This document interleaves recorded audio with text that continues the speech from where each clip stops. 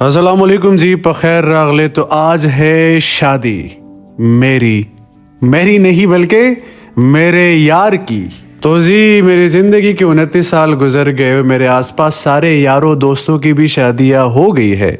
اور وہ بھی کیا وقت ہوا کرتا تھا کہ جب ہم شادی میں جا کے بغیر کچھ لفافے دیے مزے کے کھانے کھا لیتے تھے. لیکن آج تو عالم یوں ہے کہ کوئی بندہ ہمیں شادی پہ نہ بلائے تو بغیر اسے کہ مجھ سے کچھ گلا کرے ہمیں ڈیپ ڈاؤن خوشی رہتی ہے کہ چلو اچھا ہے ایک عدد لفافہ تو بچ ہی گیا. لیکن پھر بھی آج تو ہماری یار کی شادی تھی تو یہاں پہ تو لفافہ کیا ہماری جان بھی حاضر. اور اس ٹائم پہ ہم روانہ ہو گئے اسلام آباد سے پشاور کی. اور اب تو عالم یوں ہے کہ منڈے ٹیوزڈے وینسڈے تھرسڈے مہندی بارات ولیمہ. ویسے عموماً طور پہ پاکستان میں سردیاں جیسے ہی شروع ہوتی ہے تو یو کے یو ایس اے آسٹریلیا اور ایسے ہی ایبراڈ سے ساری عوام شادی کے لیے آتی ہے. اور یہاں پہ پاکستان میں بے روزگار لوگ کی محبت کے ساتھ شادی کر کے ان کو بیاہ کر کے اپنے ساتھ لے کے چلے جاتے ہیں. اور ہمارے پاکستان کے بے روزگار اپنی محبت کی آدھی ادھوری کہانی پھر پوری زندگی کے لیے گزر بسر کرتے. لیکن ہمارا یہ والا جو دوست جس کی ابھی شادی ہونے والی ہے یہ نہایت ہی ون وومن اور ایکسٹریملی لوئل بندہ ہے. اور اس طرح کے مرد حضرات اس دنیا میں آنے کافی زیادہ کم ہو گئے. اور ہماری بابی کافی زیادہ خوش قسمت ہے کہ اللہ تعالیٰ نے اس کو ایسے خوبصورت اور ایسے با کردار قسم انسان سے وابستہ کر دیا ہے. تو بڑا ڈرامہ ہے یار، ڈرامہ ہے تو. اور یوں شادی ہال میں سب لوگوں سے ملنے کے بعد اب کچھ ہی دیر میں ہم دلہا میاں سے بھی ملاقات کرنے والے ہیں.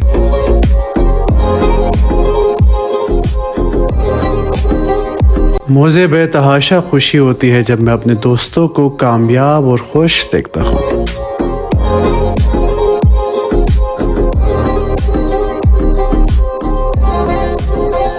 تو جب بھی ہم لوگ سٹیج پہ دلہا یا دلہن کے ساتھ بیٹھتے ہیں تو ایک غیر ضروری اور بے تکی قسم کی خسر پسر ہوتی ہے. تو بالکل اسی طرح ہم بھی یہاں پہ غیر ضروری اور بے تکی قسم کی خسر پسر کہہ رہے تھے جس میں کوئی بھی کام کی بات ہو ہی نہیں رہی تھی.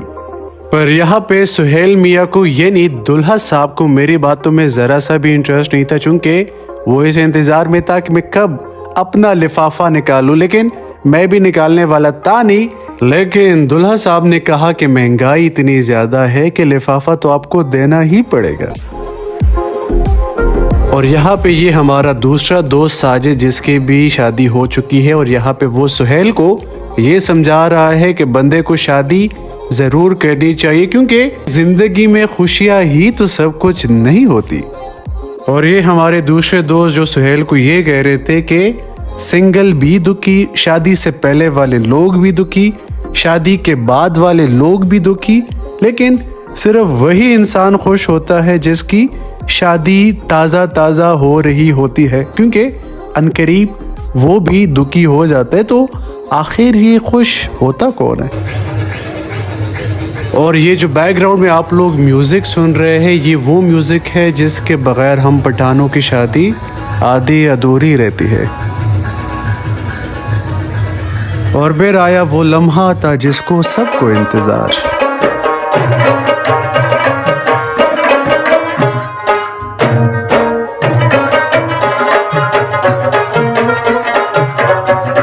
اور یہاں پہ میں ہارون کو سنگل رہنے کے فائدے بتا رہا تھا اور ساتھ میں یہ کہہ رہا تھا کہ حاصل ہو جانے پر سب خاک برابر، عشق بھی، جسم بھی، حسن بھی، وعدے بھی اور محبوب بھی. پر ہارون یہاں پہ مجھے شادی کے لیے ہی کنونس کہہ رہے تھے اور کہہ رہے تھے کہ شادی کے بعد آپ کی بیوی آپ کو کتنا زیادہ خوش رکھتی ہے. اور اس کا مظاہرہ وہ مجھے گلاب دیتے ہوئے کہہ رہا تھا کہ کیسے آپ کی بیگم صاحبہ شادی کے بعد آپ کو روز گلاب کا پھول دیتی ہے. تو اگر یہ سچ ہو کہ آپ کی بیگم صاحبہ آپ کو روز گلاب کا پھول دیتی ہو تو پھر تو میرے خیال سے شادی مجھے بھی کر لینی چاہیے. لیکن کیا یہ سچ بھی ہے کیا؟ اور جس پہ ہم نے اپنے دوست ساجد سے چونکہ وہ بھی شادی شدہ ہے ان سے بھی ان کا اوپینین مانگا تو انہوں نے کہا کہ شادی وہ لڈو ہے کہ جو کھائے وہ پچھتائے اور جو نہ کھائے وہ بھی پچھتائے.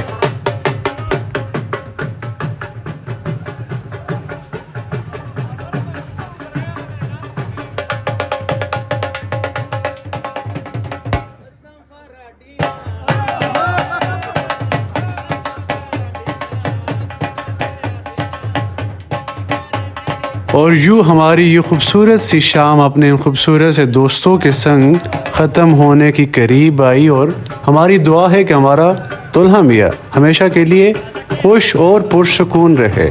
اور آپ لوگ مجھے اجازت دیں، انشاءاللہ پھر سے ملاقات ہوگی آپ لوگوں کے ساتھ آنے والے ویڈیوز میں۔ تب تک کے لیے اپنا ڈھیر سارا خیال رکھیے گا اور مجھے اپنی دعاؤں میں یاد رکھیے گا۔ تعالیٰ پامان۔